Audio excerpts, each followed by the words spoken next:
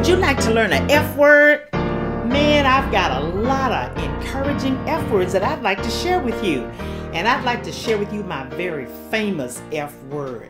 When I started first grade, I walked in that classroom and I told my teacher, look, I am smart.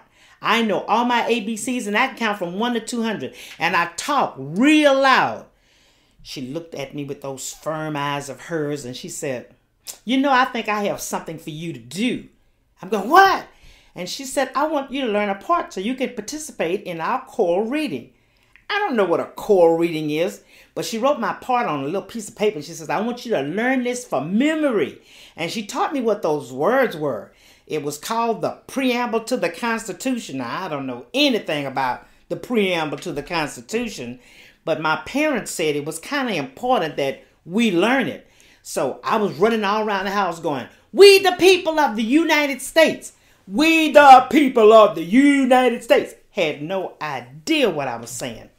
Well, I kept learning it, and I learned it really, really great. So my teacher said we were going to be a part of a contest at the high school. I didn't know nothing about no high school, but she said we had to look real pretty. So mother dressed me up in my pretty little black skirt and my little pretty homemade white blouse. And she had put that grease on my hair and slicked it all down and curled my hair with them paper bag rollers we had during those days. I looked real cute. Well, mama made sure she had put grease all on my face and everything, and I was just smiling. And she said, now look, it rained last night. Now, I lived out in the country on dirt roads. So when it rained, the dirt became mud. My mother said, don't you get no mud on this dress. Yeah, ma'am. Well, I headed on down to the school, and my teacher was very, very glad to see all of us. She said, now, I want you all to practice. I said, yeah, ma'am. So she lined us all up in the line. I had my little hands like this. We the people of the United States. She said, oh, that is going to be so pretty. Well, she loaded all of us little kids on the bus, and we headed for the high school. Well, we got down that dirt road that was now muddy, and that bus came to a stop. It was stuck in the mud.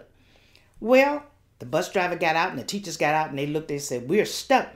And my first grade teacher said, oh, that's no problem. We're only 2 blocks from the school, so we'll just get out and we'll walk. Can you imagine a bunch of little kids walking in mud? Man, I was the first one. I got out there and stepped my little foot right in a puddle. I mean, it was terrible. I wiped my shoe off, then wipe it on my nice white socks, and then I wiped my hands on my blouse. So you can imagine by the time we got to that high school, we looked like little mud babies. We looked terrible.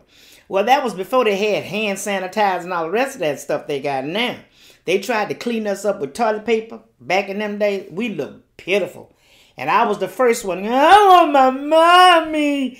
I want to go home. My teacher said, no, none of that. You are my students, and I'm very, very proud of you. And I want you all to put your head up. We're going to do the best we can. You're going to walk out here like little soldiers, and you're going to sit down, and you're going to give the best performance of your life. Remember, it's not what you look like on the outside. It's what's on the inside that makes you very, very important. Well, I didn't know all of that. All I knew is I was just really dirty. All I knew that I was really, really dirty. Well, I went to put my head down and she put her little big black hand under my chin. She said, you hold your head up. Everybody hold your head up. I don't want nobody putting their head down because you are my students and you are going to do the best performance you've ever done. Well, we walked out that bathroom and sure enough, everybody laughed at us. Look at them little dumb looking children from J.B. LaFog. And I'm going to put she said, put your head up and just walk behind me. And we sat in the back of the auditorium with all those students. And finally, the announcer came to the stage and he said, and now J.B. LaFog Elementary School with the choral reading, the preamble to the Constitution of the United States. Man, we popped up like little soldiers. 1, 2. Put our little hands. 1, 2, 1, 2, 1, 2. Marched to that stage. And we stood in a line in that stage. And I was the first one. I stepped forward. We the people of the United States. And then the next person. In order to form a more perfect union. And on and on and on until we finished. And then we bowed before the audience. I don't remember what the audience thought of us much that day. All I could remember was seeing my teacher in the back of the audience with her hand over her heart. And when we walked off that stage, she tried to hug all of us with her arms. And she said, you're fantastic. We're what? You're fantastic. What does that mean? You're the best things put on this earth. I just thank you so much for what you have done.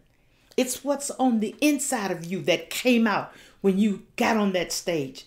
And the people in the audience, they didn't look upon you as being mud babies.